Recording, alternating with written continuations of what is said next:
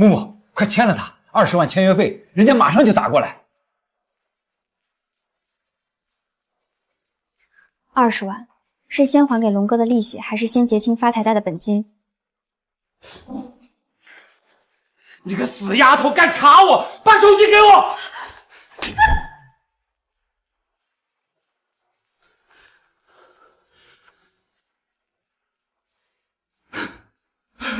木木，爸也是没办法，我真的病了。你看，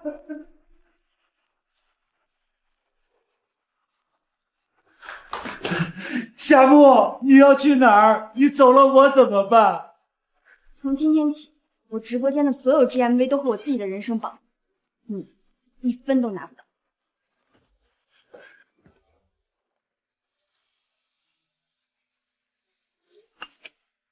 妈，我到了，一切都好，别担心。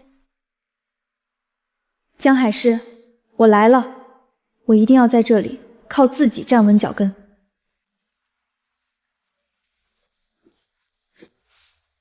把申请纸填了，回去等通知。下一个，我需要一个今天就能试播的机会。小姑娘，这里每个人都需要机会，我们有我们的流程。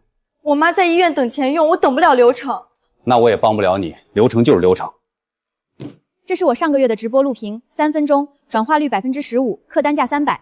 给我一个机会，我能为公司创造的价值远比一张生成表多。去3楼运营部找张总监，就说是我推荐的，给你一次试播机会。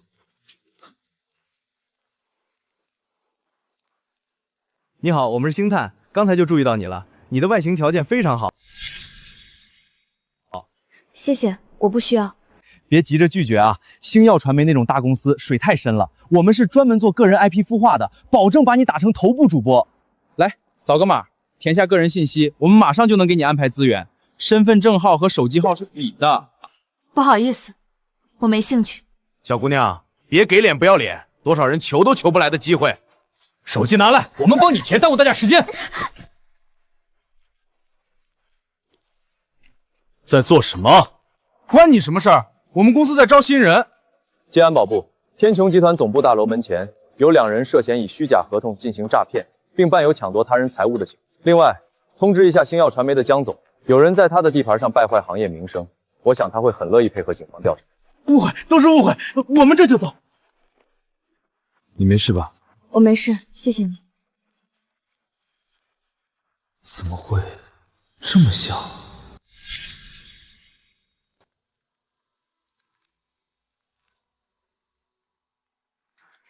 这就是那个敢在门口闹事的新人，张总监居然真给他机会了。听说只有1个小时 ，GMV 要过新人线，不然就得滚蛋。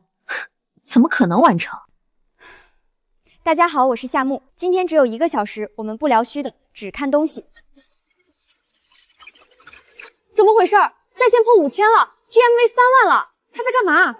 他把一支口红拆了，再用显微镜看膏体，疯了吧？宝宝们看。这就是大牌和平替的区别，添加的保湿成分比例完全不同，贵的有贵的道理。天啊，20分钟，新人试播记录被破了！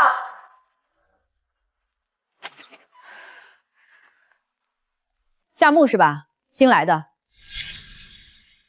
知不知道星耀的规矩？张总监，我刚完成试播，数据应该达到了公司的要求。达到要求？你这数据是刷的吧？一个没有任何粉丝基础的新人，1小时 GMV 破20万。你当我们是傻子，还是把投资人当傻子？我的每一笔订单都经得起查验。查验？你这种投机取巧、破坏规则的人，星耀不欢迎。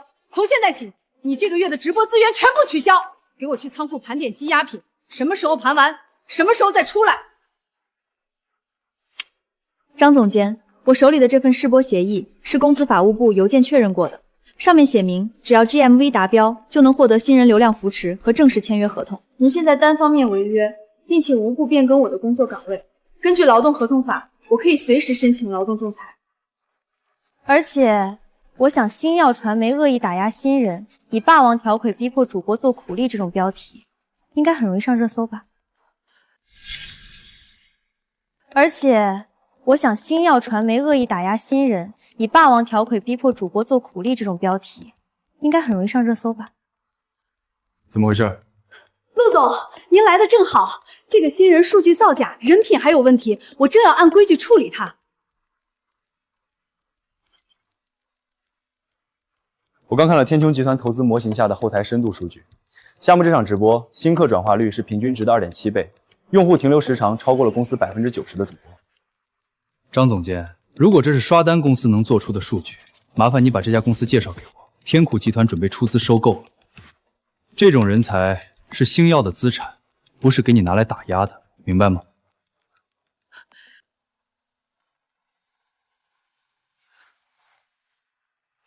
查一下那个叫夏沫的新人，我要他全部的资料。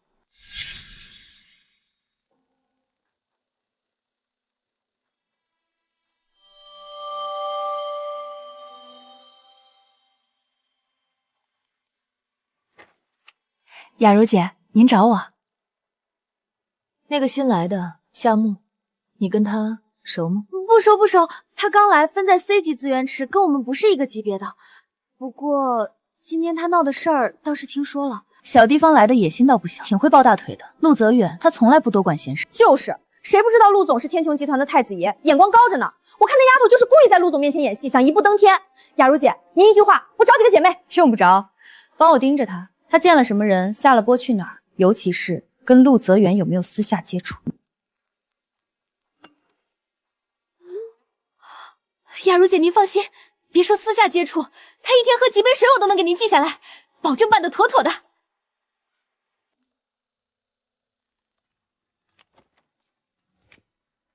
木木还没睡啊？我点了夜宵，一起吃点吧。今天你可太帅了，怼的那个张兰哑口无言。谢谢，以后在公司有事吱声。你说话真像个大哥。不过你就不怕张兰他们以后给你穿小鞋吗？我看那个黄姐看你的眼神也不对劲儿。在这个圈子，当个漂亮花瓶就是原罪，随时可能被替代、被丢弃。所以我得活成一个品牌，而不是一个摆设。只要我自己够强，就不怕任何人的小鞋。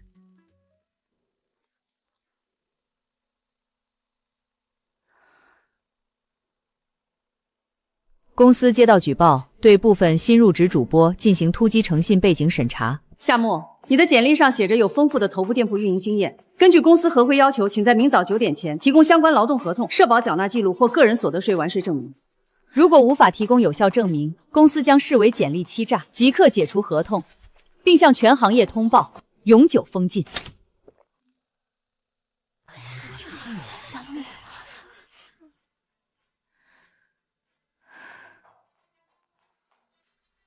好，木木，你，哼，算你识相，早这样不就完了？夏木女士，请在这里签字。张总监，我签，但在签之前，我有一个程序上的要求。你又想耍什么花样？根据我签署的 A 级劳动合同附件3第7条说，员工因故解约时，有权要求附上任职期间的完整绩效数据报告，以确保档案的公正性。我现在正式提出这个要求。我需要我试播以来的所有后台数据打印成纸质版，由你和 HR 共同签字确认后，作为这份解约协议的附件。否则，这份协议在法律上就是程序不完整的。这是诚信问题，跟你的绩效无关。合同条款里没写诚信问题可以绕过绩效评估。张总监，星耀传媒是业内头部，总不能连自己拟定的 A 级合同都不遵守吧？你这是在拖延时间。我是在维护我作为签约主播的合法权益。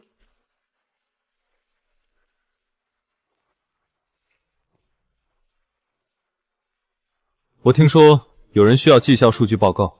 陆总，这个新人在无理取闹，他履历造假，我正要按规定处理。你要的数据我带来了，这是夏木3次试播的深度数据，新粉转化率35%，高于公司平均值12个点，用户停留时长48分钟，是新人主播的2.3倍。最关键的是这组星穹计划的专项测试数据，它在零流量扶持下，对天穹集团定制护肤品的带货转化率，比头部主播秦雅茹上周的专场高出0.8个百分点。张总监，天穹集团对星耀的战略投资是看重未来的增长潜力，不是来给某些人的情绪内耗买单的。我现在只想知道，是谁是授权你在项目关键期开出我们投资模型里潜力评级最高的核心资产？是秦雅琪，还是你自己能承担天穹集团撤资的后果？履历问题，按公司规定发警告信，留档查看，解约协议作废。现在请带无关人选离开，我们需要讨论星穹计划的下一步方案。你一直都在看。一个好的投资人会时刻关注自己最有价值的资产。你用合同条款为自己争取了时间，很聪明。我只是赌，这家公司还有人是真正想做事的。恭喜你，赌赢了。现在，作为星穹计划的首席主播，明天上午9点来天穹集团总部开会，别迟到。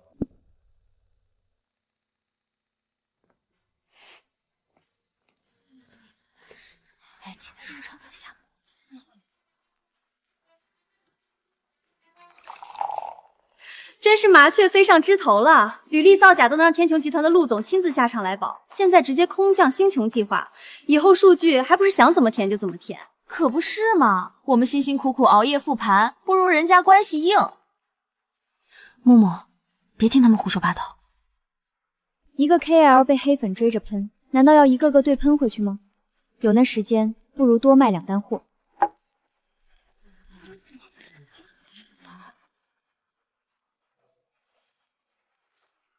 木木，你干什么？你真要搬出去啊？这么晚了，你能去哪儿？这种地方多待1秒都觉得空气脏。可是你的钱，你卡里还有多少？这城市的房租押1付3，你根本不够。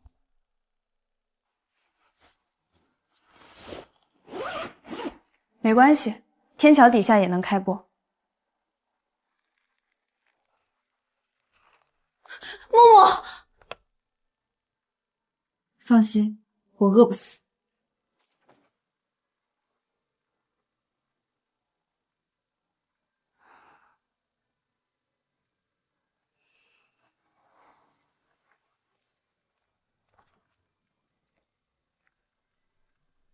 夏沫，陆总，我猜你可能会这么做，那些流言别放在心上。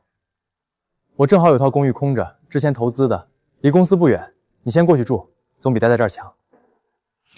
不用了，陆总，无功不受禄，人情债比钱债难还。好，那我们按规矩来，你付我租金，我们签电子合同。可以。市场价对你现在压力太大，象征性收你1000一个月，及时生效，可以吗？谢谢陆总。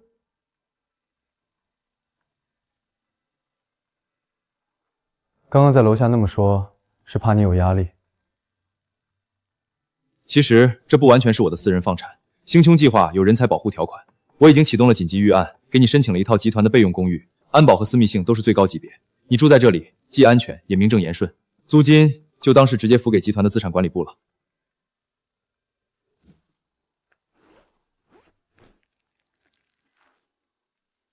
有网吗？我想先把直播设备调试好。有，密码在路由器上。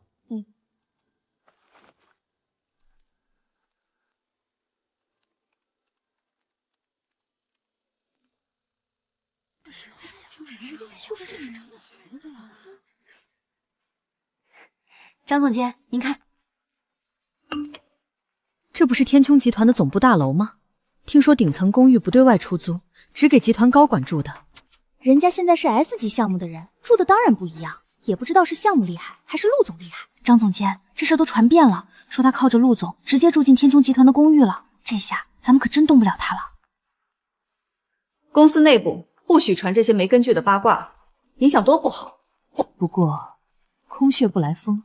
陆总是有将食堂对峙替换为公司公共休息区或附近的连锁咖啡厅偶遇，将生活作风警告替换为主播职业形象与网络舆论的警告的人。这事要是传到秦雅茹耳朵里，有些人自己不方便出面，但总有人比我们更急。把这些截图想办法让该看到的人看到。我明白了，张总监，我有个姐妹，正好是秦小姐的粉丝后援会会长。夏木，对吧？一个人啊？听说你搬家了，住进了泽远在天空大厦的公寓。他这个人啊，就是心善，看不得别人受委屈。你别多想。你是陆泽远的什么人？我是秦雅茹，也是泽远的未婚妻。我关心他，自然也关心他看中的项目和人。明白了。夏木，我这是好心提醒你，你一个新人主播，事业刚起步，住在投资方高管的私人住所里，对你的公众形象和网络声誉影响不好。现在网友的嘴有多毒，你应该清楚。谢谢你的好心，不过我有几点需要澄清。第一，我住那套公寓是心胸计划项目组为保障核心人员安全申请的，所有流程符合天穹集团的规定。第二，我会按照市场价支付房租，并已和陆总签好协议，费用从我未来的项目分红里抵扣。我们是清晰的租赁关系。第三，也是最重要的一点，您是他的未婚妻，不是我的房东。如果您对您未婚夫的房产如何用有意见，应该去找他沟通，而不是来找我这个按时交租的租客。您说对吗？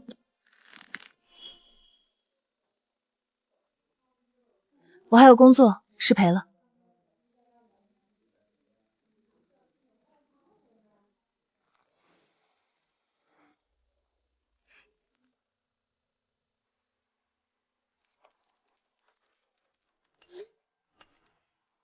忙到现在，先吃点东西。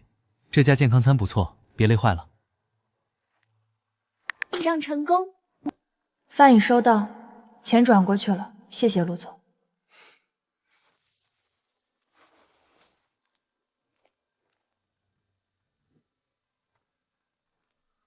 饭菜不合胃口，一口没动。没有，正准备吃。陆总监这么晚过来，有事吗？你的竞品分析做得很好，很有深度。你好像对设计和品牌有特别的理解。以前想学这个，为什么没去？以你的能力，考个好学校不难。考上了，全额奖学金，国外顶尖的设计学院。可惜录取通知邮件被我家人不小心删了，因为对方给了一笔钱，让他们劝我放弃。他话说得轻松，但陆泽远能感受到那平静之下隐藏的巨大伤痛。这枚袖扣能给我看看吗？怎么了？这个设计我好像见过，是你父亲留给你的吗？你怎么知道？你调查我？不是，我只是……陆总监，你到底是谁？你认识陆振博对不对？我爸让我有难处就去找他。陆振邦，天穹集团的创始人，是我的父亲。豪门太子爷，难怪秦雅茹对你穷追不舍。所以你对我所有的好都是在执行你父亲的某个指令吗？陆总，你们上流社会的人是不是都喜欢这样体验生活？你误会了，你走吧，饭钱我付了，房租我会按时交，你的帮我高攀不起。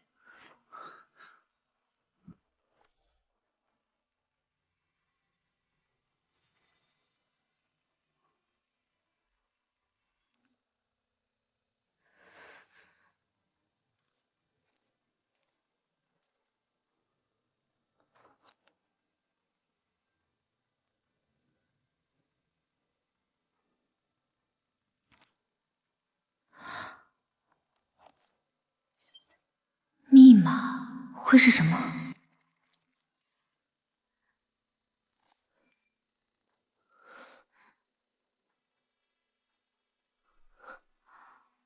女儿？陆泽远不是说陆振邦只有一个儿子吗？爸，是时候给陆董送份大礼了。这东西的源头处理干净了，别最后引火烧身。放心，用的是境外的匿名服务器，绝对查不到我们头上，只会让陆振邦以为是某个知道旧事的仇家在敲诈他。能确保他彻底和那个文件切割关系吗？陆振邦最看重的就是天穹集团的名誉和他宝贝儿子的前途，只要他不想20年前的丑闻被翻出来，他就必须让文件往他面前消失。那就发吧，让他也尝尝被陈年旧事扼住喉咙的滋味。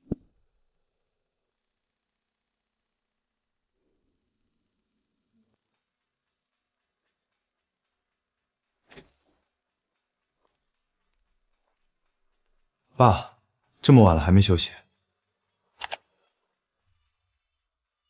你最近和一个夏目的女孩走得很近。您怎么知道？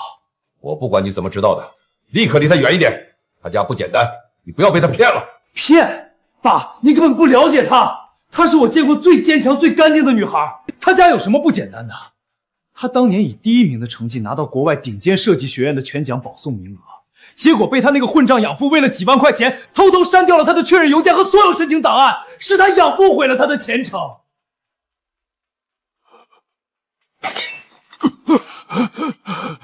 爸，你怎么了？爸，你认识夏秀兰吗？爸！爸，你醒醒，快来人，叫医生！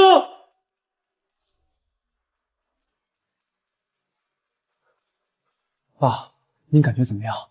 我已经让医生在楼下等着了。泽远，爸，您别说话，好好休息。你刚才说他的前程被毁了，是不是？是他养父干的，但这跟您报应，都是报应。您到底在说什么？您认识夏秀兰对不对？为什么一提到她，您会变成这样？认识？何止是认识？去书桌后面，墙上的画打开，密码是你的生日。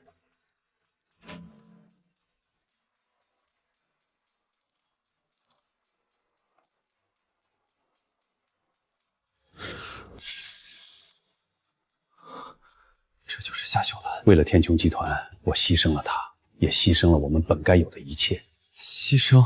我们是大学同学，也是最早的创业伙伴。天穹这个名字都是他起的，我们以为能一起创造一个属于我们的天空。但在公司最艰难的时候，秦正雄就是秦雅茹的父亲，对我们发起了恶意收购。他给出的唯一条件就是我必须娶他的妹妹，作为两家公司合并换取生存空间的筹码。所以，您和母亲的婚姻只是一场交易。当时董事会全票通过，资金链随时会断，我没得选。为了保住公司，我选择了天穹。那夏秀兰呢？您就这么放弃了她？我给了他一张支票，让他离开。我以为那是对所有人都好的选择。不只是她，对不对？您牺牲的不只是她，还有我们的女儿。您说什么？合并前1个月，秀玲来找我说她怀孕了，我给了她一张支票，让她离开。我以为这能了断一切，后来我才知道她把孩子生了下来。我找了她很多年，我让你去找她，就是为了赎罪。可你今天告诉我，她的前程也被毁了，这都是我的报应。夏木就是我的女儿。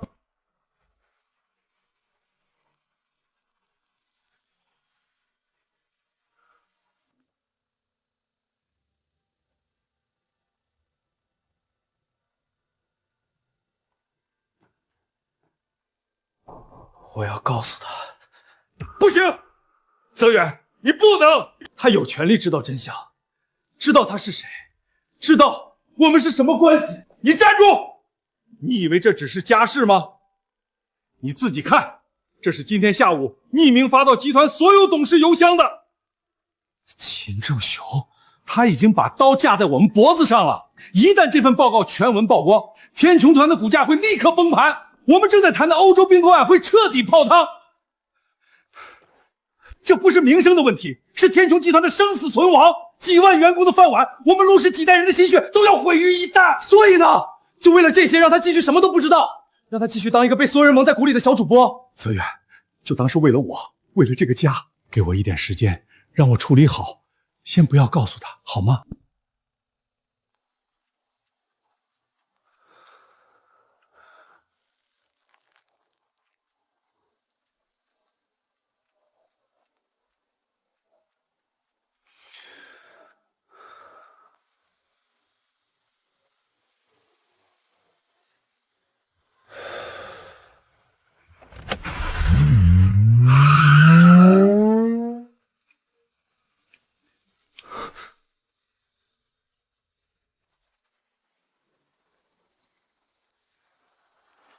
你怎么先进来吧？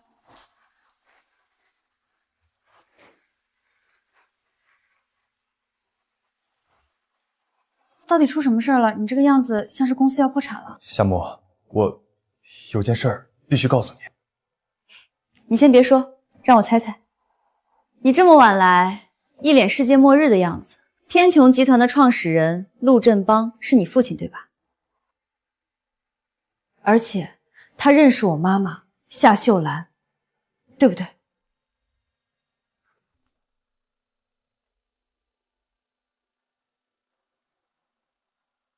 对。什么意思？他认识我妈妈是什么意思？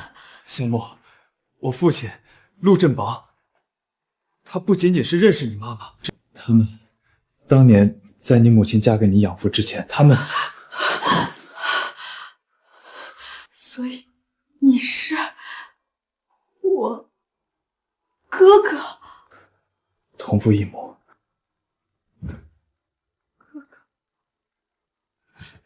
所以你帮我，给我流量，让我住进这里，说我值得更好的，都是因为内疚，因为我是你爸抛弃的女人的女儿。不是，我一开始真的不知道，我只是……够了！我现在全明白了，我全明白了。为什么夏卫国从小就对我非打即骂？为什么他要逼我辍学，拿我辛辛苦苦攒下的学费给他儿子买房，就因为我不是他亲生的，我就是个外人。而你，我的好哥哥，你和你高高在上的父亲，用施舍和怜悯来弥补你们的过错。木木，别这么叫我，你走，你给我走，我不想再看见你。木木，你冷静一点，事情不是你想的那样。我很冷静，我从来没有这么冷静过。请你离开我的世界，就像你父亲当年离开我母亲一样。滚！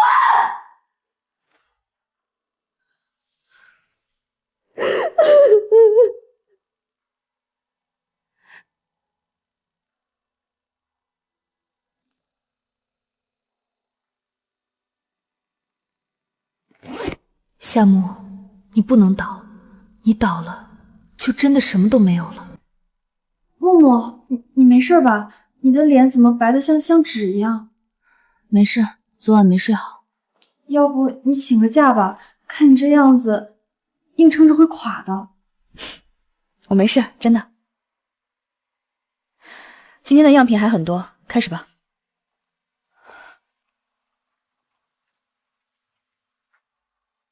张总监，那份关于陆泽远潜在道德风险的尽调报告，我已经匿名发给天穹集团所有董事了。陆家现在肯定乱成一锅粥，股价都开始跌了。这只是前菜，秦小姐准备的重头戏打算什么时候上？当然是星耀的年度盛典，我要当着全网直播的镜头，把他妈当年怎么被陆家扫地出门，她这个私生女怎么来的，原本讲给大家听。我要她和陆泽远一起身败名裂。借刀杀人，我喜欢，那就预祝秦小姐马到成功。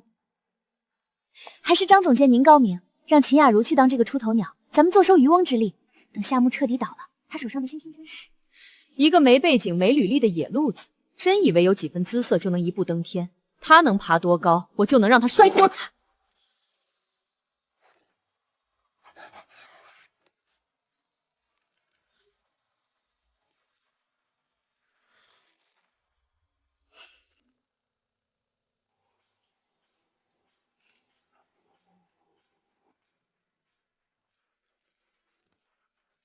木木，真羡慕你，刚来公司就能让陆总监这么上心，亲自给你拉资源，不像我们只能靠自己拼死拼活。我靠我的 GMV 说话。GMV 是靠这种深夜辅导做出来的 GMV 吗？你跟踪我？别说的那么难听，我只是想提醒你，想在星耀传媒站稳脚跟，要靠实力，不是靠一些见不得光的手段。我和朋友之间的事，轮不到你来智慧。朋友？夏沫，我查过你那个妈夏秀兰，听说她年轻的时候野心不小，削尖了脑袋想往上爬，可惜啊，命不好。现在你来星耀，也是想继承她的遗志，靠男人一步登天。你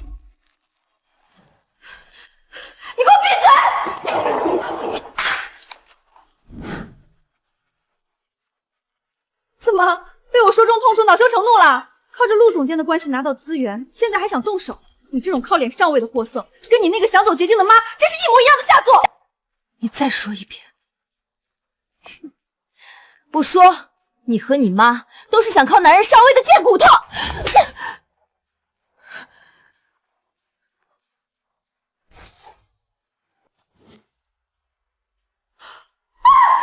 人了！夏沫疯了的打人！我的脸，我下周还有品牌专场，几百万的合同，这我怎么办？我现在就联系公司 HR 和法务部，正式对你提起职场霸凌和人格侮辱的投诉。你们都是证人，是他秦雅茹先用侮辱性词汇对我进行人格攻击，根据员工手册，这属于1级违规。闹够了没有？把把公司当成什么地方了？兰姐，他打我，你看我的脸，他还恶人先告状。投诉，夏木，别想混淆摄像。这里唯一发生的事儿就是你一个新人主播动手打了公司的头部主播，语言暴力也是暴力。我要求公司一并调查。好啊，调查。我问你，秦雅茹是我们公司的 S 级主播，她一个人的年 GMV 能养活你们整个部门，你呢，一个随时可以被替代的新人。你说，公司的资源和信誉会向谁倾斜？公道不是用 GMV 来衡量的。在星耀传媒，商业价值就是最大的公道。现在我命令你立刻向秦雅茹道歉，否则怎样？张总监，处理内部风险的能力，就是让事态在走廊里公开化吗？陆总监，您怎么来了？一点员工间的小摩擦，我马上处理好。我在和你们 CEO 谈下一季度的投资框架，听到的却是可能导致投资标的商业信誉受损的噪音。张总监，这就是你的风险管控？这件事，天穹集团的投后管理团队会跟进。我要求星耀立刻成立专项调查组，在调查报告提交给我之前，牵涉其中的2位主播夏木、秦雅茹全部暂停直播活动，进入行政休票期。双方都需要在今天下班前提交详细的书面陈述给调查组。公司不处理情绪，只处理事实和证据。散了吧。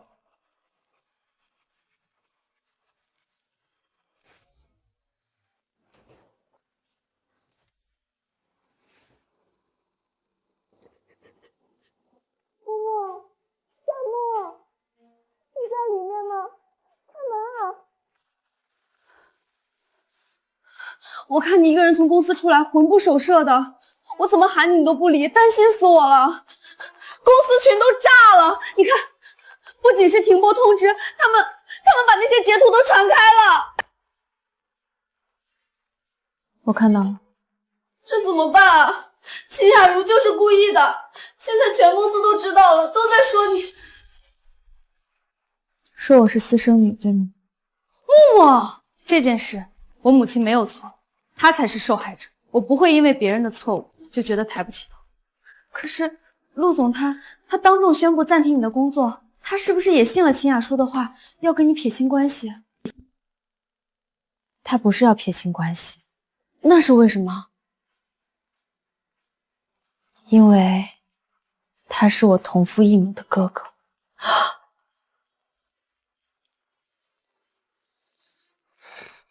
董事会的问询邮件已经塞满了我的邮箱，和正雄资金的合作项目牵涉到上百亿的盘子，现在出了这种事。爸，我要终止和正雄资本的一切战略合作。你说什么？你疯了！秦雅茹当众侮辱木木，说他是野种，这样的人，我不屑与之为伍。天穹集团也不需要这样的合作伙伴。就为了一句话。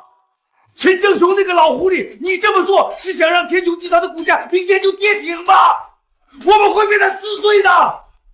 那又怎么样？木木什么都没做错，这一切的根源难道不是你吗？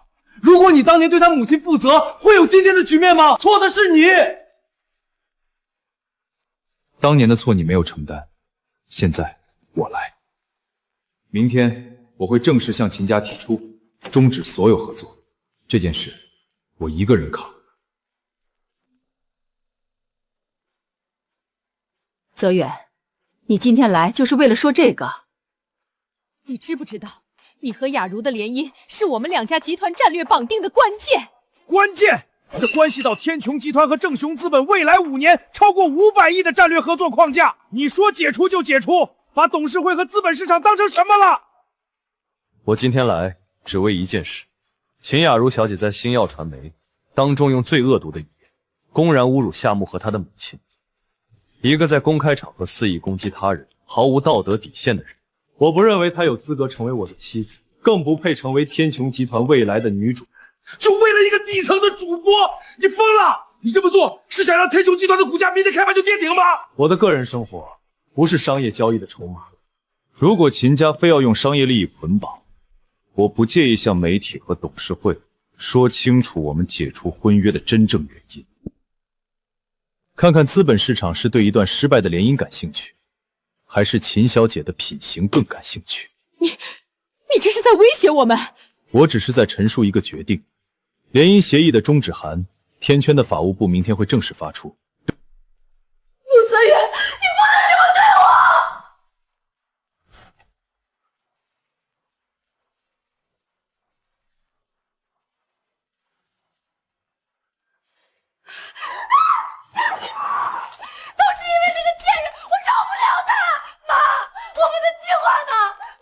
年都挣点钞，让他们一起身败名落吗？黄总监，是我，准备一下，有个大料要报，标题我都想好了，就叫天穹太子为私生女妹妹退婚，上演禁忌恋情，预算无放线。今晚0点之前，我要这个话题上全网热搜第一，所有平台都要看到。先让他们得意几个小时，然后就让他们一起坠入地狱。夏沫，你让我不好过，我要让你生不如死。我三观震碎了，名为兄妹，实为情人，资本圈真会玩，难怪陆总为了他连秦雅茹都不要了，原来是寻求刺激啊！默默，出大事了，你快看！他们怎么这么说？这帮人疯了！他们说你和陆总，说你们乱伦。我知道了，默默，你别冲动，我们先躲一躲，等风头过去。躲？为什么要躲？做错事的人不是我。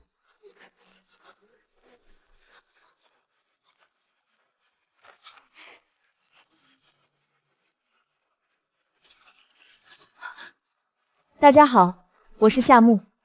相信很多人今天都吃了一个大瓜，主角是我。大家好，我是夏木。相信很多人今天都吃了一个大瓜，主角是我。瓜是真的，但有毒。我今天开这个直播就是来给各位现场解毒的。第一，我确实是陆振邦先生的亲生女儿，陆泽远先生是我同父异母的哥哥，这件事我也是上个月才知道。第二，我和陆泽远先生之间是清清白白的兄妹关系，他帮我是出于亲情和道义。至于网上流传的那些不堪入目的词汇和铸片，纯属恶意捏造。第三，也是最重要的一点，我知道是谁在背后策划了这场舆论暴力。我的律师团队已经在保全所有相关证据，包括但不限于首发平台、扩散账号以及在公司内部群聊里造谣传谣的每一个人。喜欢看热闹，喜欢当长舌妇没关系，但造谣诽谤是要负法律责任的。从这一秒起，所有参与这场网络狂欢的人，我们法庭上见。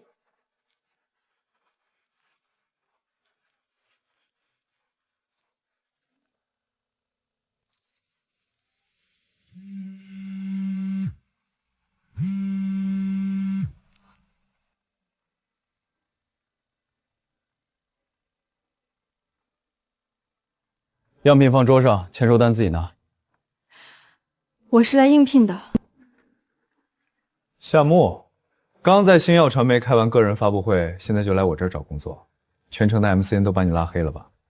你们这儿还招人吗？换上，给你3分钟开播，把这件衣服讲透。我应聘的是运营助理，不是主播。在我这儿，不懂镜头的运营，连给主播提鞋都不配。怎么，敢在星耀大堂开战，不敢在我这小庙里示镜？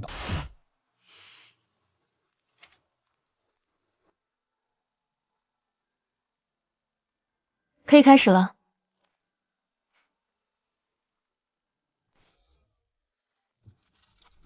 用户停留时长比我预估的高了12%，临场反应不错。明天9点来办入职。你这操作圈里都在传，1天之内把行业由龙头和顶级资本的脸都打了。你到底想说什么？这个圈子的瓜我都有备份。天穹集团董事长陆振邦流落在外的私生女，对不对？这份工作我不稀罕。哎，别走啊！我又没说嫌弃你。私生女怎么了？我也是没爹的。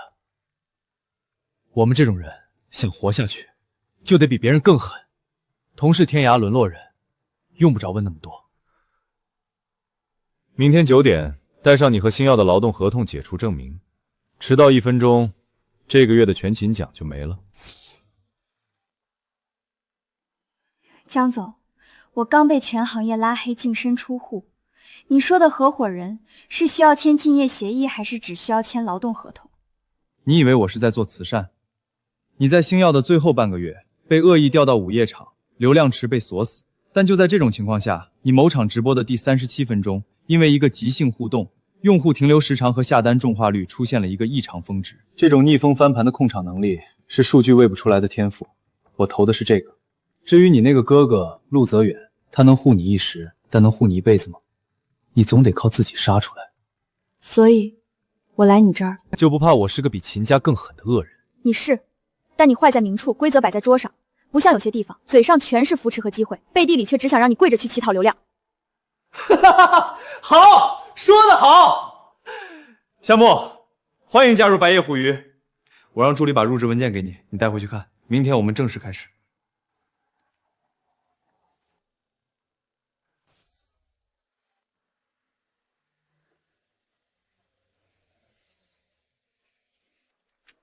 木木，别在这里，我已经在天泉集团的投资部给你安排了职位，远离 MCN 的是非，从头开始。哥，谢谢你，但我不能去。在天穹，我永远是陆泽远的妹妹，永远活在你的光环和别人的议论里。我需要一个地方，只看我的 GMV， 不看我的身世。这不是光环的问题，是风险。你看，白夜互娱的模式就是高杠杆赌博，专签你们这种有争议但有流量的风险主播，用短期数据泡沫去骗下一轮融资。一旦资金链断裂，你们就是第一批被抛弃的耗材。你说的风险我懂，但在你所谓的安全港里，我这种人是需要被管理的道德风险；而在江玉白的赌场里，我是能撬动赌局的高赔率筹码。至少在这里，我的价值明码标价。好，我明白了。那你记住，赌徒在输光离场前，会把桌上最有价值的筹码换成现金，别让自己成为他最后的那个筹码。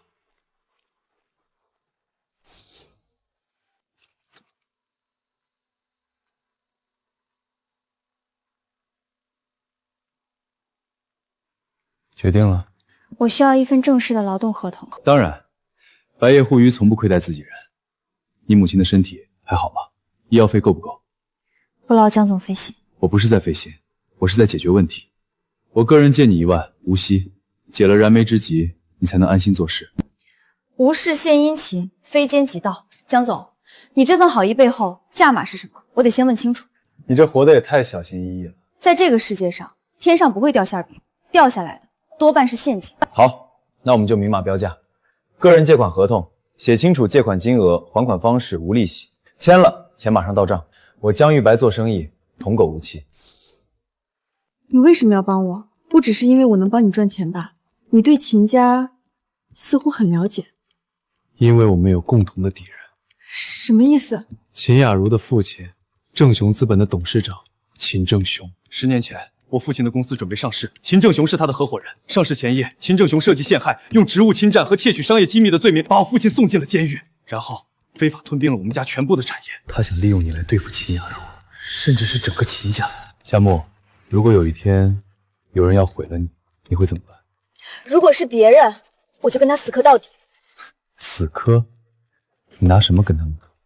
他们有资本，可以买断你所有的资源；他们有媒体，可以让你一夜之间身败名裂；他们还有最顶尖的法务，能把黑的说成白的。你呢？你只有你自己。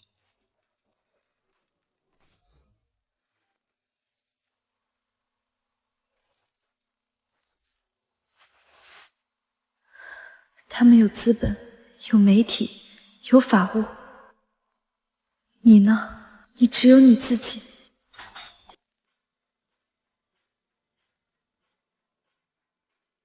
谁？夏木小姐，晚上好，我是天穹集团企业安保部的总监，有紧急事务需要和您当面沟通。什么事儿？夏木小姐，我们接到集团风险管理委员会的正式指令，需要收回您对本套公寓的使用权。什么意思？这套公寓是陆总监，是陆泽远为我申请的。我们清楚，但根据集团兴聪计划人才引进的补充条款 B-7 条规定，任何享受计划的个人，若其行为引发重大负面舆情，对集团品牌形象构成潜在风险，集团有权单方面中断其所有福利待遇。我是受害者。我们只负责评估风险，不负责判断对错。您的事件已经触发了条款，这是风控委员会全体成员的决议。考虑到情况特殊，我们给您2个小时的时间整理个人忘品。2个小时后，您的门禁卡、电梯权限将全部失效。希望您能配合，不要让我们采取强制清场措施。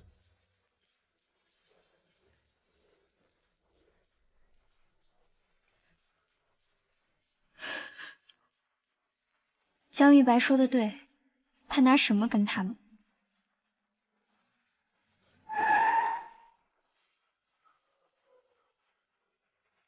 上车。你跟踪我？跟踪你，成本太高。我只是在秦正雄的棋盘上，提前预判了他下一步会落在哪里。看来你哥哥的最高级别安保也防不住来自董事会的规则。陆泽源想用他的羽翼保护你，但秦正雄直接掀了他的棋盘。夏木，欢迎来到资本的游戏，在这里只有实力，没有温情。白夜互娱的资产不在任何人的监管之下，顶层公寓独立安保系统，24小时私人管家，秦家的手伸不进去。先找个地方站稳，活下来，我们才有资格谈复仇。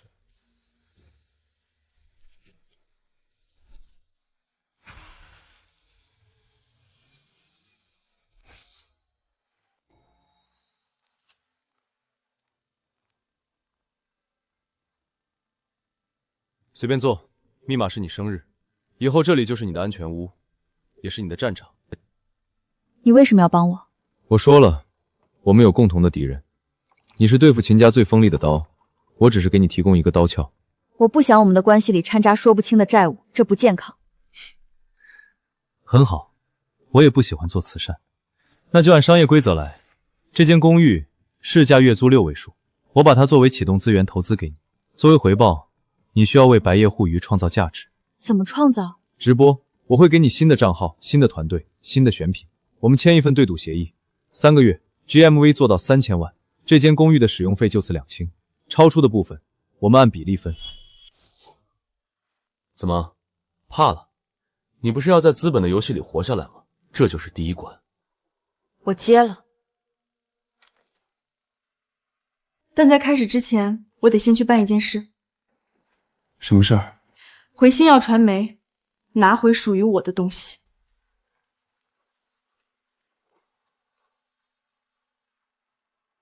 哟，这不是我们的大红人吗？怎么被白夜互娱也给踢出来了？回来求我收留？张总监，我来结一下我上个月的直播佣金。佣金？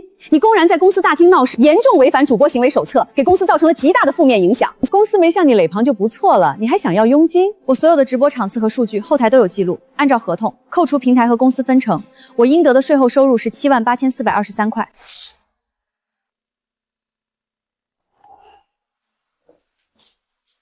我说没有就是没有，你能怎么样？去告我？这是我准备发给律师的函件，详细说了星耀传媒无故克扣劳动报酬的事实。还有这个，一份准备提交给直播平台监管部门的举报信，里面附带了你授意下属修改我直播间流量推荐算法的后台操作路况。你诈我！张总监，你可以赌一下，看我敢不敢点发送。是现在把钱转给我，还是等平台的合规部门来跟你聊？你自己选。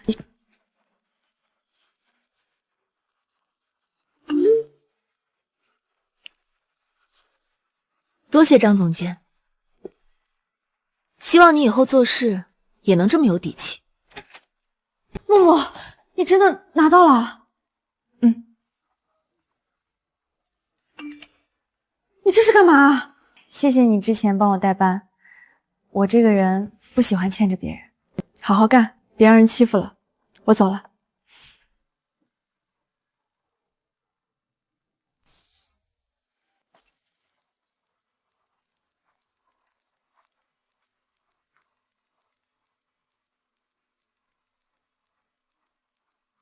解决了。你的转化率是怎么做到的？张兰那种老狐狸居然这么痛快就付钱了。我没跟他谈转化率，我跟他谈的是劳动合同法和舆论风险，他赌不起。很好，既然你证明了自己不仅能创造价值，还能守住价值。看看这个，项目负责人，独立项目组，资源全面倾斜，高额底薪，外加 GMV 流水的5%作为你的个人分成。当然，有对赌条款，3个月内，如果你的项目总 GMV 达不到5000万，协议自动终止，你1分钱也拿不到。你这是在投资还是在赌博？我只赌我看准的人。燕窝枇杷饮，我托人从国外带的，对嗓子好。谢谢，你经常用这个？不是我用，我母亲身体不好，常年需要调理，我为她寻访过不少名医，顺便了解了些。她现在在国外的疗养中心，那里的环境更适合她。自己，你有没有想过，你母亲当年的事，也许不是你看到的那样？什么意思啊？这是20年前正雄资本的崛起时间线，这是你父亲陆振邦的天穹集团，当时还叫天穹科技，遭遇重大财务危机的时间线。你父亲的公司每次濒临破产，正雄资本的版图就扩张一次，巧合吗？你是说，陆振邦当年抛弃我妈，是被秦正雄逼的？你到底知道什么？我知道的远比这些数据要多，但现在不能告诉你。秦家的法务团队能让你在这个行业彻底消失，任何跟你相关的黑料都会被无限放大，让你社会性亡亡。你现在知道的越多，在他们眼里就越危险。先站稳脚跟，才有资格掀桌子。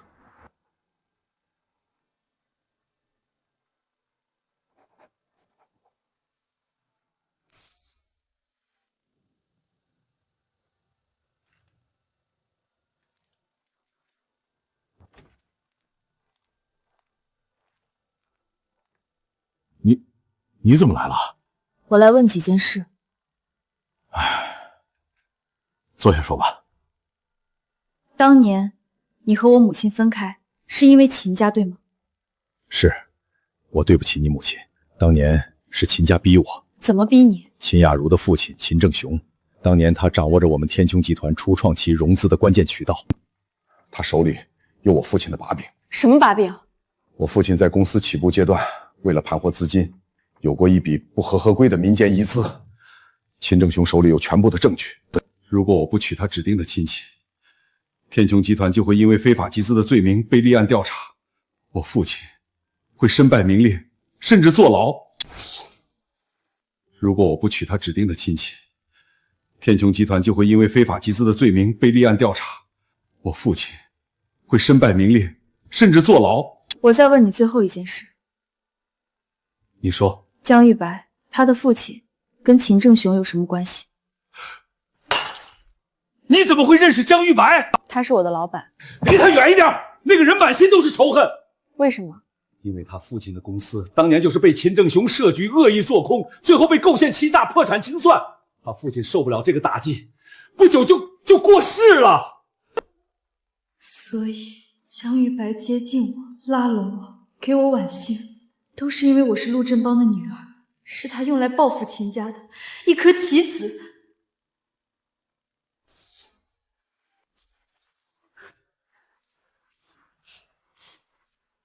你接近我是为了报复秦家，对不对？谁告诉你的？陆振博。他还告诉我，你父亲是怎么死的。是，我父亲曾是国内最有前景的互联网企业家秦正雄，当时是他的投资人。上市前夜，秦正雄联合资本恶意作拼，伪造我父亲公司的财报，一夜之间公司灰飞烟灭。最后他把金融欺诈的罪名全部扣在我父亲头上，我父亲背着天文数字的债务含冤入狱，最后病死在里面，连个清白都没有。所以你听说我是陆振邦的私生女，又跟秦雅茹有矛盾，就想利用我当成你报复秦家的一把刀。所以你听说我是陆振邦的私生女，又跟秦雅茹有矛盾，就想利用我当成你报复秦家的一把刀。一开始是利用，但后来不是了。我承认我最初的目的不纯，但后来我帮你，是因为我真的想帮你。事情就是这样，怎么决定，在你。秦正雄害你家破人亡，秦雅茹想让我身败名裂，这笔账我们应该一起算。你负责挖出他资本运作的黑料，我负责在直播间里把他女儿苦心经营的人设撕得粉碎。我们分工合作，让他和他珍视的一切都付出代价。夏木，你总是出乎我的预料。只是朋友吗？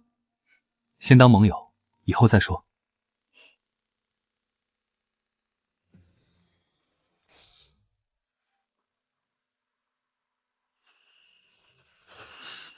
江玉白，你把他卷进你的复仇计划，到底想干什么？陆总，他不是被卷进来的，他有自己的意志，也做出了自己的选择。她是我妹妹，她的安全轮不到你来负责。哥哥，一个20年不闻不问，现在才想起来扮演保护者的哥哥，你够了，哥，这不是他的战争，是我们的。我不是被卷入的棋子，我是棋手。秦正雄不仅害了江家，也逼得我们陆家当年断臂求生。我们的敌人从始至终都是同一个人。你以为我不知道？秦正雄的资本网络盘根错节，要扳倒他，比你想象的难得多。这些年，我也没有闲着。这是他早期通过离岸公司进行非法募资、操纵股价的资金流向图，每一笔交易、每一个账户，我都做了数据建模。有了这些，足够把他送进去了吗？不够，这些都是间接证据链，可以让他伤筋动骨，但无法致命。我们需要一个能指证他本人的直接证人。当年负责这些交易的法务总监周玉，他就是那个能一锤定音的人。他在哪儿？消失了。3年前，秦正雄把他全家都送去了国外，从此人间蒸发。那就去找。木木，这太危险了。秦正雄能让他消失1次，就能让他消失第2次。哥，我已经不是那个会被人按在地上跪在碎瓷片上的女孩了。活要见人，死要见尸。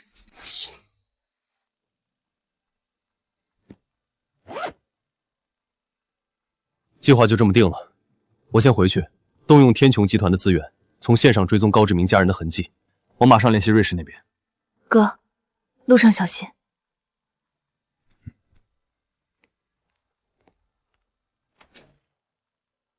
我去打个电话。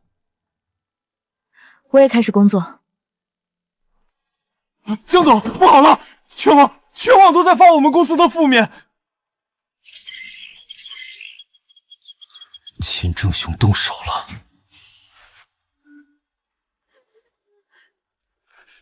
江总，我们的对公账户所有流动资金全部被冻结了。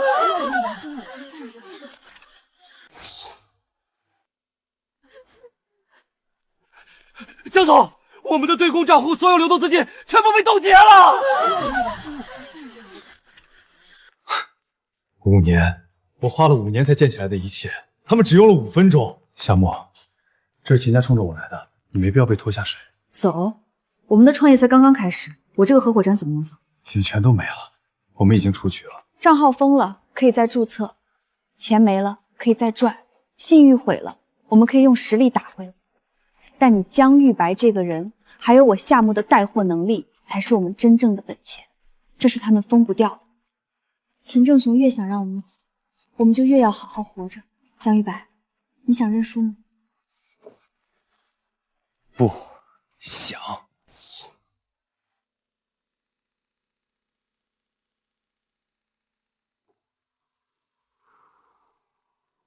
你说的对，我们的创业现在才算真正开始。开始之前，我们得明确首要目标。秦正雄用这种雷霆手段，就是为了阻止我们联系瑞士，找到关键证人高志明。他怕了。我知道，我刚要联系我在瑞士的那个院长，但现在所有公司账户，包括我的个人账户，都被司法冻结了。我现在连一笔支付给海外调查员的定金都拿不出来。我们被彻底锁死了，身无分文。不，我们还有核心资产，你的复仇计划和运营策略，哥，你的技术和信息渠道，还有我的 IP 价值和带货能力，这些是秦正雄永远封不掉的。钱的问题我来解决，我的个人资产和天穹集团与此事无关，秦正雄动不了。启动资金我出。不行，这不是一笔钱能解决的事儿。任何从你天穹高管账户流向瑞士的可疑资金，都会立刻触发秦正雄的警报。我们不能打草惊蛇。所以我们需要一个合法的、可持续的现金流渠道，一个能为我们寻找高志明提供弹药，又能掩人耳目的新主体。一个全新的 MCN， 轻资产、零包袱，只专注于一个核心 IP。新品牌的名字就叫暮光，取你名字里的暮，寓意在黑暗中沐浴光芒，向死而生。我同意，但既然是创业，我们就要按商业规则来。哥，这笔启动资金不能是赠与，必须是投资。好，我以个人名义作为天使投资人，注资50万。你用你过去5年所有的 MCN 运营经验、行业资源和复仇蓝图作为无性资产入股，而我是这家公司唯一的核心的 IP 资产，所以我要求占股51%，我必须拥有绝对控管权。好，我同意，只有你来掌舵，目光才不会偏航。股东协议我来安排，让天穹的法务总监亲自把关，确保万无一失。这是我作为投资人的第一项投后服务。那么，祝我们开业大吉。目光的第一个项目指令，哥，50万资金用最安全的方式分批注入新公司账户。江月白，钱一到，立刻启动瑞士那边的联系。而我去准备我们的第一场直播。秦正雄想让我们从互联网上消失，我偏要用全网都能看到的方式告诉他，我们回来了。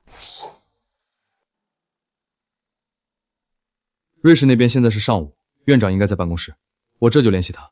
只要高志明还在瑞士，就一定能把他。小木啊，你快回来吧，你妈她……木木，你快回来，你妈在医院抢救，快不行了。妈，你看看我，飞机不飞了，我回不来。你再等等我，妈，我出息了，我开了自己的公司，叫目光，我能挣大钱了，我带你去最好的医院，你一定要撑住。目光，好，我的木木长大了，你要亲眼看着我，妈。木木，你爸他不是故意的，别怪他。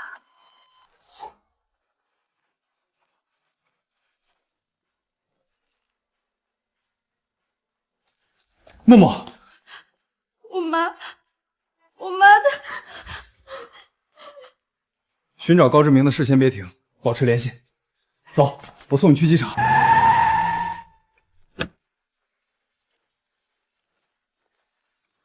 我让助理订了最近一班飞你老家的航班，你的身份证信息已经发过去了，直接去 VIP 通道取票，这辆车送你过去。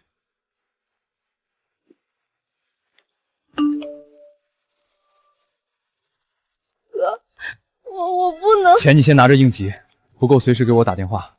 现在不是说这个的时候。别怕，有我。快去吧，见到阿姨最重要。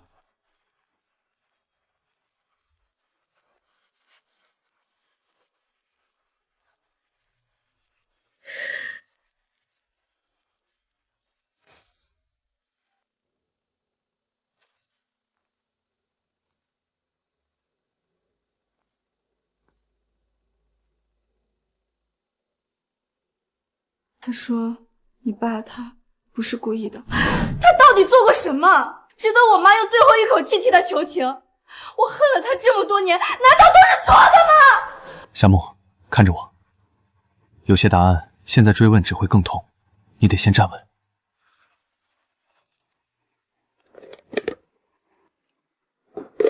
给你叫的私厨，先把身体暖过来。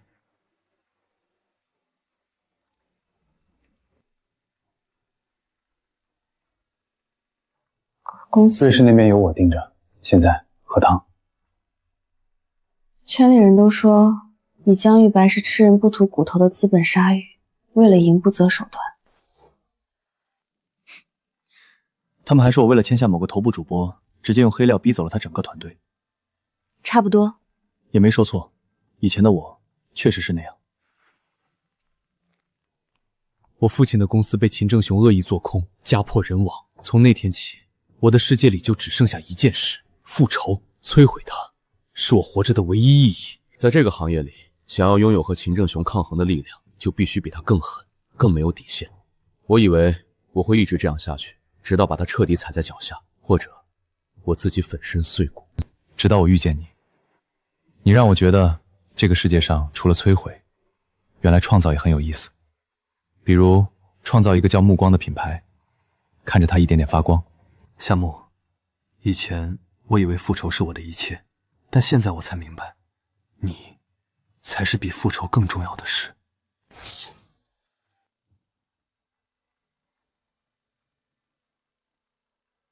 江玉白，你刚才说的话太突然了，我现在脑子很乱。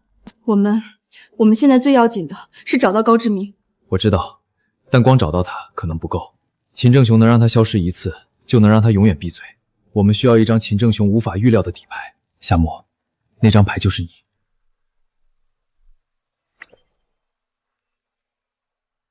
这是业内最顶级的闭门培训，不对外招生，只在几个头部机构里定向邀请。导师团是几个创造了100亿 GMV 神话的操盘手。我动用了一个我欠了很久，一直没舍得用的人情，为你争取到了一个名额。培训？可我根本没有时间，目光刚刚启幕。你只需要心无旁骛的去学习，去成为真正的舵手。从明天起，目光除了镜头前的事儿，其他都归我。运营、法务、财务，包括继续追踪高志明，所有的一切我来扛。这怎么行？而且这么大的人情，你为什么要为我做到这个地步？因为我喜欢你，夏沫，我喜欢你。这不是交换，是投资。我投资的是我看好的人，我相信你的潜力。当然，我也尊重你的决定。你不用现在回答我。我需要时间想想。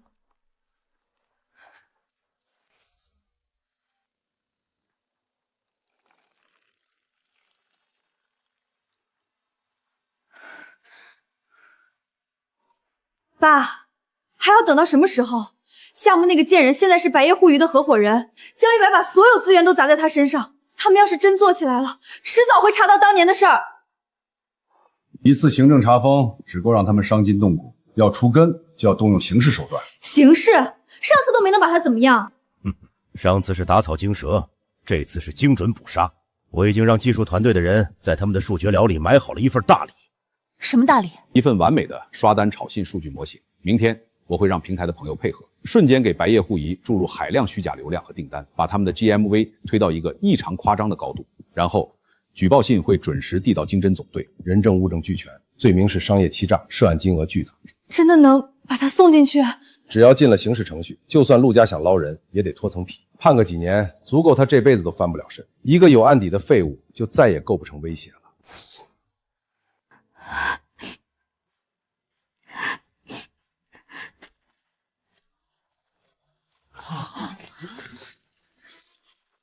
警察，市经侦总队，你是百业互娱的法人代表江玉白。我是。什么事？我们接到10名举报，并已掌握初步证据，怀疑百业互娱涉嫌巨额商业欺诈、伪造交易数据，请你立刻跟我们回去协助调查。不可能！我们公司的所有数据都经得起审计，你们凭什么抓人？我们的行动不需要向你解释，我们会把你们的服务器和财务数据一起带走，让证据说话。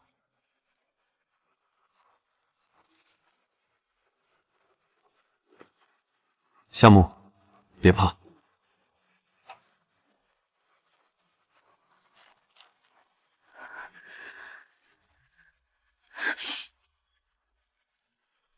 陆泽远，江玉白被精深的人带走了，秦正雄动手了。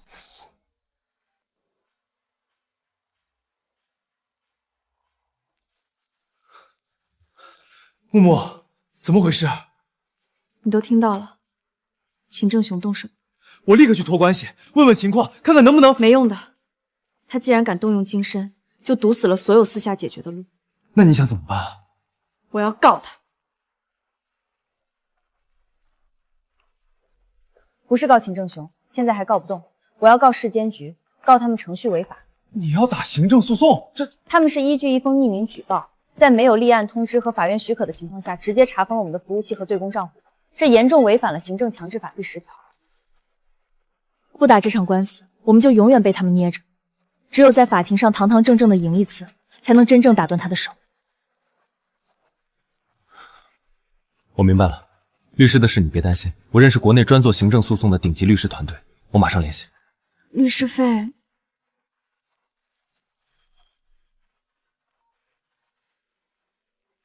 这是我全部的积蓄，你先拿着，看够不够启动程序。收起来，钱的事轮不到你来操心，这件事儿我来解决。这次预算无上限。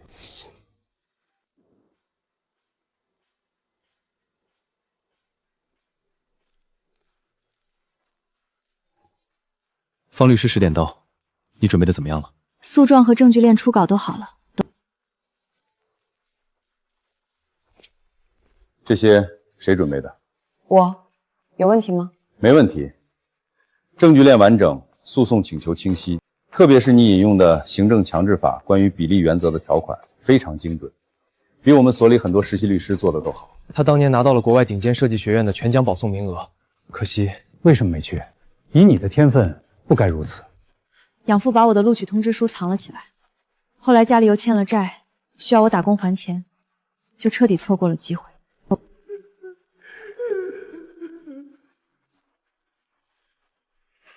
这个案子我接了，方律师，关于费用不收钱。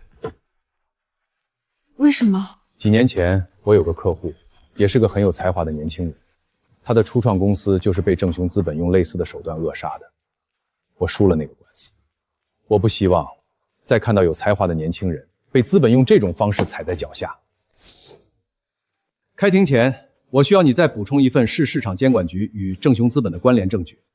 明天法庭上见。原告陈述诉讼需求和事实理由。我方强求法院依法撤销被告市市场监管局作出的查封白叶互娱公司冻结资产并羁押法人的行政强制措施。被告在执法过程中严重违反行政强制法先取证后执法及比例原则的规定，其行为依据不足，程序违法，给我方造成了巨大经济损失和名誉损害。审判长，我方认为原告的起诉本身就是一场闹剧。据我们了解，白叶互娱长期存在数据造假、恶性竞争等行业不正之风，我方的行政措施是为维护市场秩序所采取的必要措施。原告这是在恶意诉讼，浪费宝贵的司法资源。反对。反对理由：被告代理人偷换概念，试图以未经证实的指控混淆视听。本案审理的核心是行政行为的程序合法性，而非原告公司的商业道德评判。更何况，在被告提交的案卷档案中，就包含了我方公司在各大直播平台的年度审计报告，所有报告均显示无违规记录。被告代理人的指控与他们自己提交的证据自相矛盾。反对有效。被告代理人，请围绕本案争议焦点进行陈述。休庭15分钟。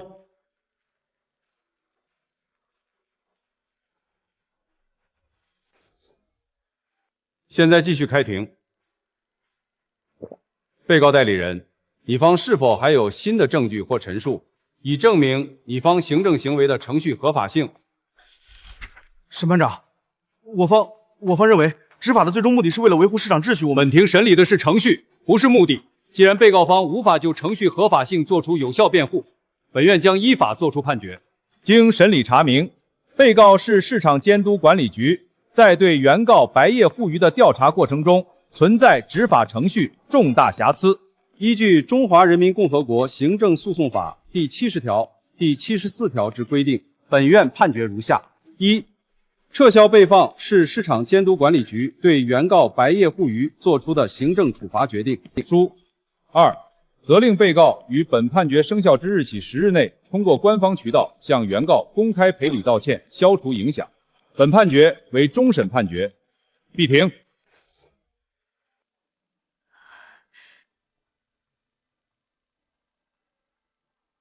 方律师，谢谢你。木木，你赢了。不是我赢了，是我们把规则扶正了而已。哥，我们快走，去接江月白。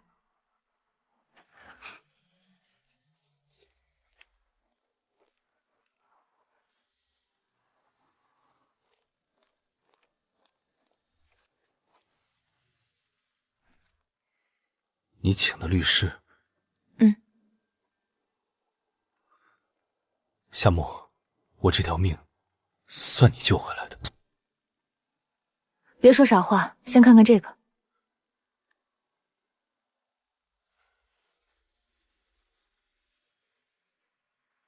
你不在的这几天，公司可没闲着。我们是合伙人，你的事儿就是我的事儿。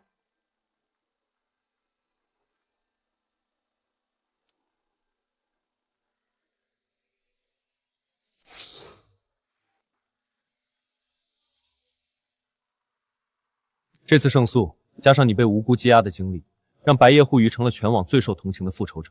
我们的粉丝增长，用户关注度已经打破了平台所有历史记录。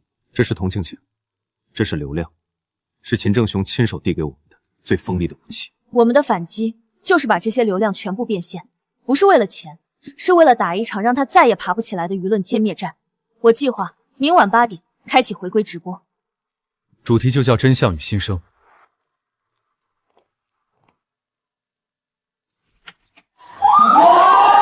江总，你终于回来了！辛苦大家了，我回来了。运营组立刻发布直播预告，把我们胜诉和无罪释放的所有新闻稿、法律文书全部做成链接挂上去。小文，通知选品和供应链，把我们压箱底最好的产品都拿出来。明天我们不计成本，只为口碑。公关和媒体这边我来安排，保证明晚之前全网的热搜词条都是我们的。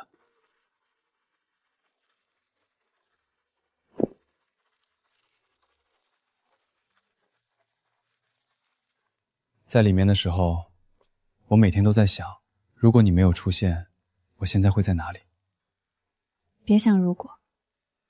视频通话的时候，你把手放在屏幕上，你说我值得。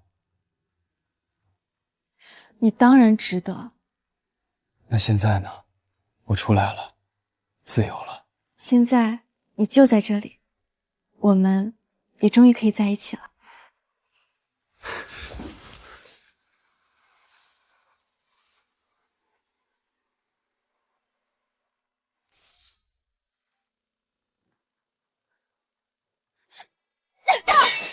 我们竟然输了，输给夏木那个贱人，他现在肯定和江月月在庆祝。法律上赢不了，不代表我们就输了。有时候舆论比法条更有杀伤力。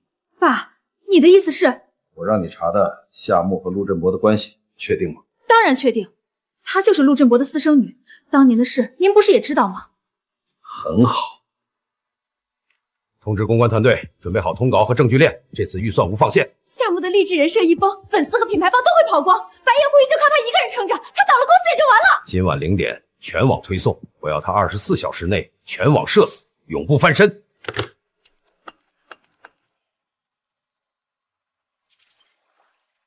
真的很感谢大家一直以来的陪伴，没有你们就没有今天。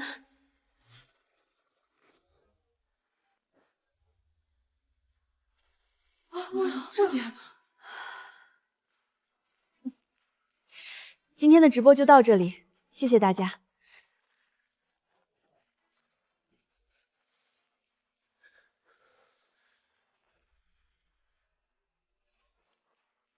秦正雄，我现在就给法务和公关打电话，启动1级响应，我要把这些营销号一个个全告到破产。别打，夏木，他们都欺负到你头上了，这个时候还忍什么？他们就等着我们反应。我们一发律师函，马上就会有第2波黑稿，说我们资本无嘴，仗势欺人。你看，他们的手法一模一样，这是连环计，我们一动就彻底掉进他们的舆论陷阱里了。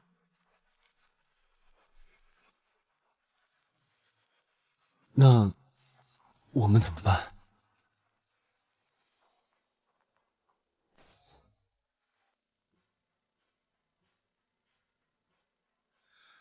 爸，您打算怎么办？我对不起秀兰，对不起你，现在又把夏木卷了进来。看看他们写的这些话，这哪里是爆料，这是要生生毁掉一个女孩子的名誉。爸，现在不是自责的时候，秦家的目的就是逼我们出手，我们越乱，他们越得意。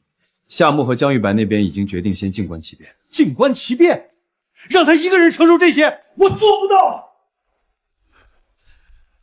泽远，我要发正式声明。声明什么？澄清谣言吗？公关部已经在准备了。不是澄清，是承认。我要通过天穹集团的官方渠道向所有人声明，夏木是我的女儿，我当年对不起她母亲，从今天起，我认回这个女儿。爸，您疯了吗？这会把您和整个天穹集团都推到风口浪尖。我就是要站在风口浪尖，我躲了20多年，不能再让他替我挡在前面了。立刻拟稿，以我个人的名义，通过天穹集团所有官方账号发布一则声明。王总监先别动，爸，您三思。这份声明一旦发出去，明天开盘集团股价至少跌停，所有投资人和股民都会恐慌的，这会蒸发掉上百亿的市值。那又如何？这是您一辈子的心血。如果天穹的股价需要靠牺牲我女儿的名誉来维持，那他一文不值。发，立刻，现在。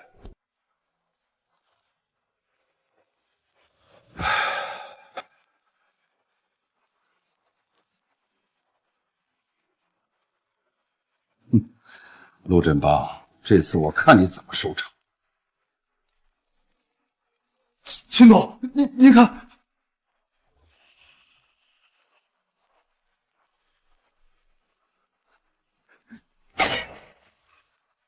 陆振邦，他疯了！大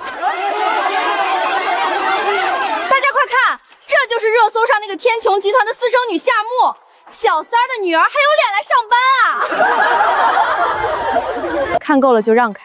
哟，还挺横，全网都知道你妈当年怎么上位的。你现在是想靠着新任的爹当资源咖洗白吗？你说谁是小三？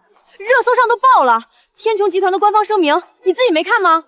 我母亲当年是被欺骗的受害者，陆振邦先生已经在声明里承认了那是他的过错。你有什么资格站在这里对我母亲泼脏水？我靠什么上位？我的每一场直播数据都公开可查。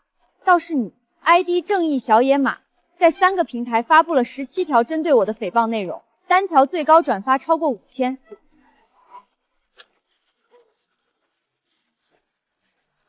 江玉白，别冲动，这是秦正雄的陷阱。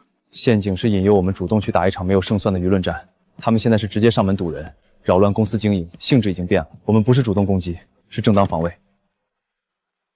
继续拍，多拍一点。白夜护与法务部在此。所有参与今天这场非法聚集，并对夏木女士进行诽谤、侵犯肖像权的主播和自媒体，我们已经完成身份识别和证据固定。正义小野马隶属于星耀传媒，没错吧？等着收律师函。我们不但会起诉你个人，还会向你的签约公司追究连带责任。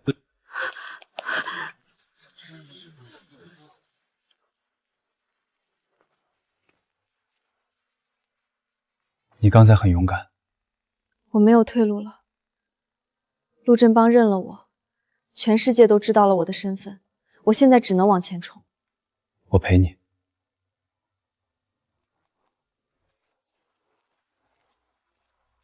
木木，我看到楼下的事了，你没事吧？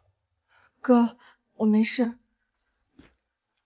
别被这些事困住，你的价值不是由他们定义的。看看这个。这是……我动用了天穹集团的一些资源，才为你争取到一个推荐名额。这个项目汇聚了国内最顶尖的商业头脑和人脉。你说过，你想靠自己站稳脚跟，活成一个品牌，你还记得吗？你当年拿到了顶尖设计学院的 offer， 那个梦想被人毁了，但你的才华和能力没有。这是另一条通往山顶的路，去读书，去见识更广阔的世界，去成为任何人都无法撼动的夏木。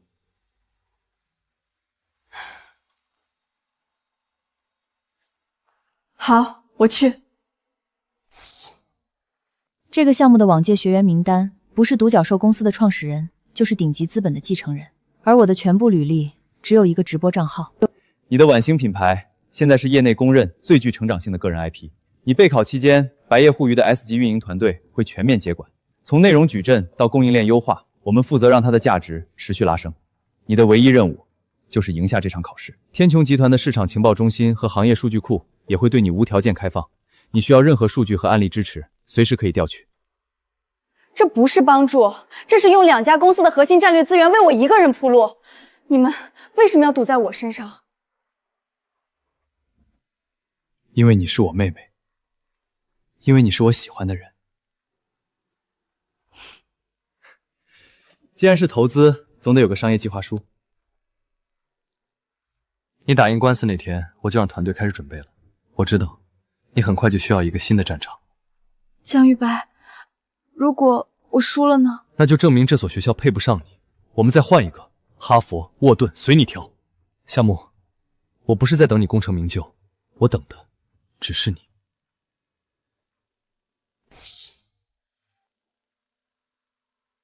第一阶段，商业理论基础重构，要在1个月内完成。先从宏观经济学开始，再到公司金融。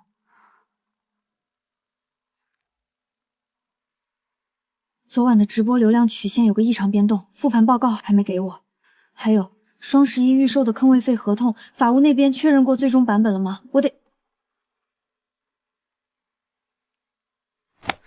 从你点头说好的那一刻起，晚星的所有事就都和我有关，和你无关。你的战场现在是这里。我只是有点怕，用几个月的时间去追别人10几年的路，江玉白，万一我输了呢？夏沫，你忘了我昨晚说的话了。如果输了，那就证明这所学校配不上你。你是在法庭上把秦家王牌律师驳倒的人，是凭自己一手创立晚星的人。你的价值从来不需要一张录取证之书来证明。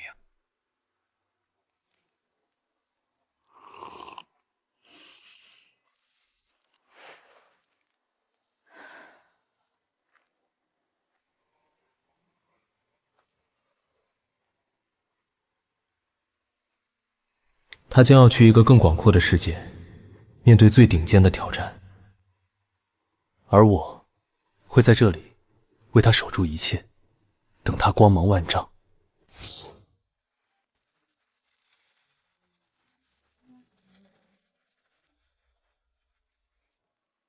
对，双11的最终战报今天发你。上次那个流量曲线异常变动，我们已经把它优化成一个新的用户触发模型了。坑位费公司法务那边早就盖章归档，放心。几个月地狱模式都闯过来了，还怕这临门一脚？我就是静不下来，万一我输了呢？夏沫，你忘了我说的，如果输了，是那所学校配不上你。你好，是夏沫女士吗？这里有一份您的加急特快异地，需要本人签收。我去拿。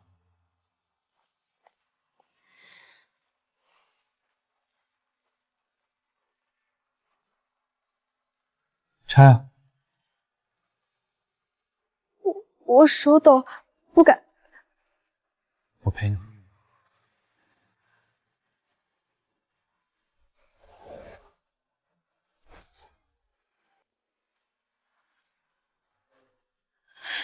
取了，我被录取了！木姐，你太牛了，我就知道你一定行。祝贺你，妹妹。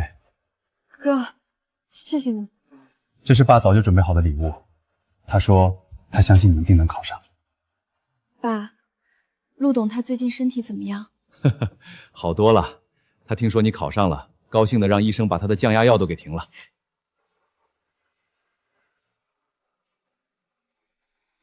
录取通知书都快被你盘出包浆了，还没看够。江玉白，我从来没想过我还能再走进学校。你从来都不只是能上学的人，夏沫，你是能做任何事的人。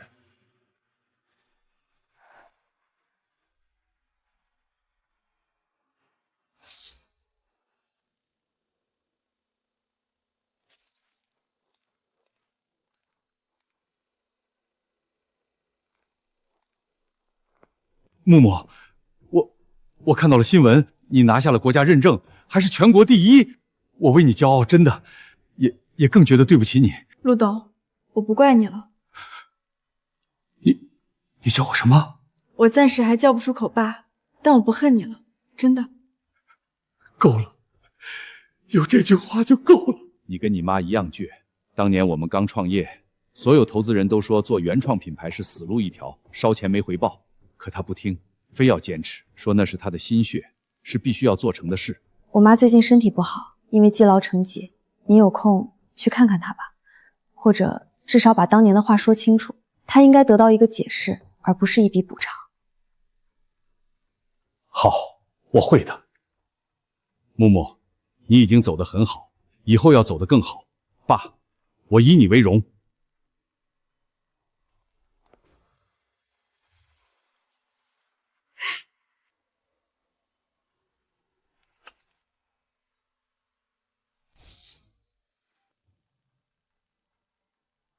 和父亲和解则的感觉怎么样？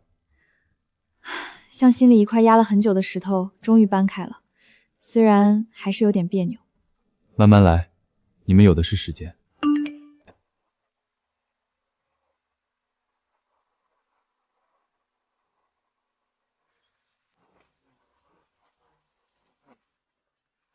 秦正雄先生，我们是省联合调查组，你涉嫌操纵市场等多项重大经济犯罪，请你配合我们的调查。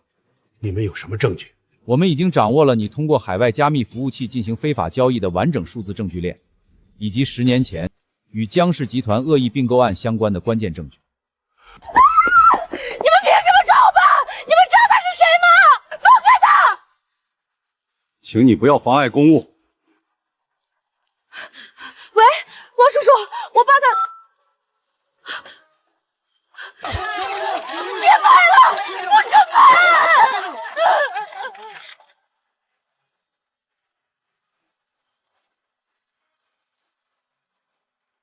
江玉白，结束了。你父亲的冤屈终于洗清了，你自由了。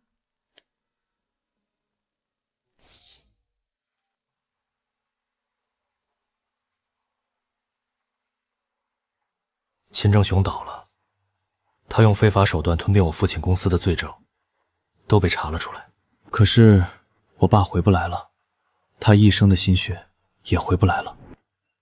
你父亲在天有灵，看到恶人伏法会安息的，但他一定更希望看到你从今往后过得比任何人都好。江玉白，支撑你这么多年的仇恨，现在结束了。从今天起，为自己活吧。为自己活，我还可以吗？可以，我陪你。夏沫，等你的研修班毕业，我们就结婚，好吗？就一句话也算求婚？江总，你的诚意呢？戒指呢？都会有，全世界最好的都给你。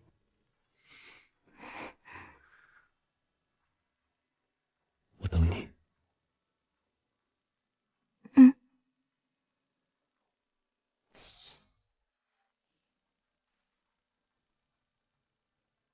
好啦，我们的时代开始了。江总是不是该去给我做点夜宵了？遵命，夏总。想吃什么？怎么了？木木，你爸，你夏叔叔他最近身体不好，总念叨你。过去的事儿就让他过去吧，他毕竟养了你这么多年。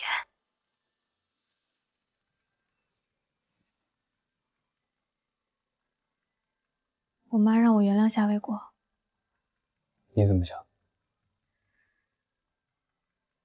我会原谅他的，但不是现在。那些伤疤是真的，被毁掉的前程也是真的。原谅不是一句话，我需要时间，一个由我自己决定的时间。我支持你的一切决定，按你自己的节奏来。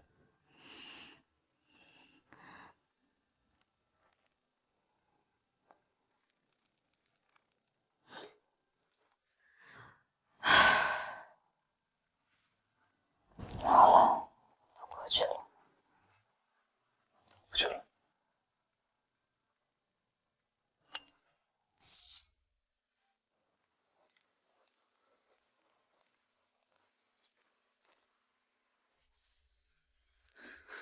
夏沫，我来跟你道歉，我不该买水军在网上带节奏黑你，不该恶意举报你的直播间，更不该泄露晚星的选品方案给对家，是我做的，都错了。你道歉是因为你真的知道错了，还是因为你爸倒了？都有，但我确实错了，我不该为了一个不爱我的人去伤害无辜的人。我接受你的道歉，但我不原谅你。我只是想告诉你，你的道歉我收到了，就这样吧。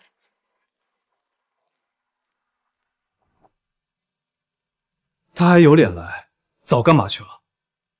别气了，他把你害得那么惨，一句道歉就想翻篇，你太善良了。不是善良，是不想再跟他一般见识了。他不值得我再浪费任何情绪，无论是恨还是别的。我的木木真的长大了。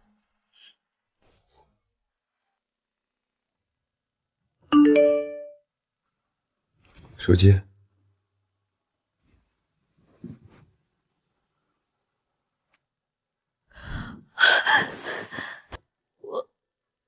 我考上了。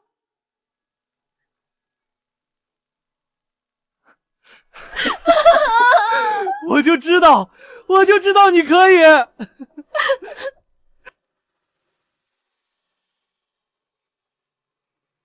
到了那边，你的任务就是专注学业，别的事不用操心。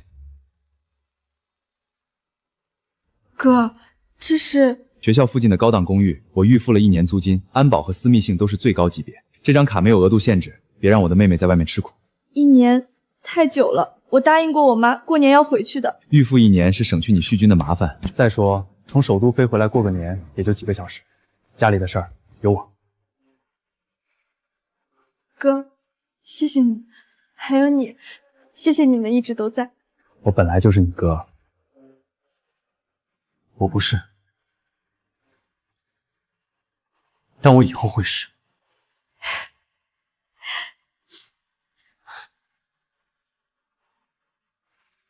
等你毕业。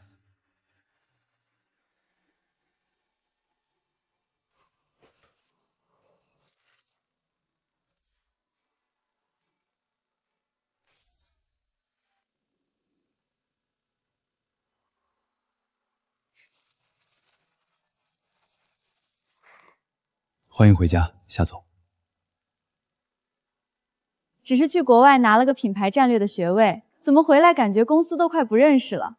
江总，你这欢迎仪式是不是太隆重了？你现在可是估值过亿的晚星品牌创始人，这排场配得上你的身价。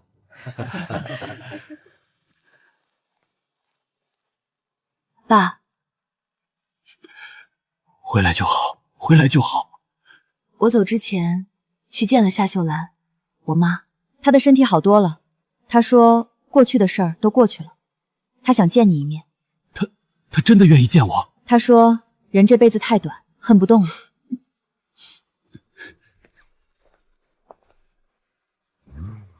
夏木，我在高铁站送你的时候说过，我等你毕业，也等你回家。现在你毕业了，也回家了。几年前，我用一个装着公司未来的 U 盘跟你许下约定。今天，我想用我自己，连同我的全部未来，兑现这个约定。夏木，嫁给我。我等到了。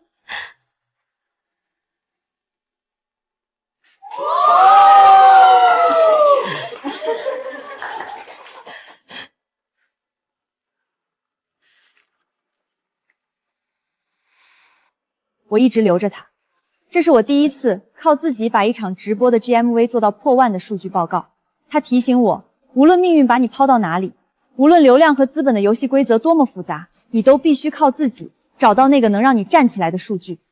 命运曾让我坠入谷底，但总有人在爱我，等我，让我有勇气把自己活成一颗闪亮的星。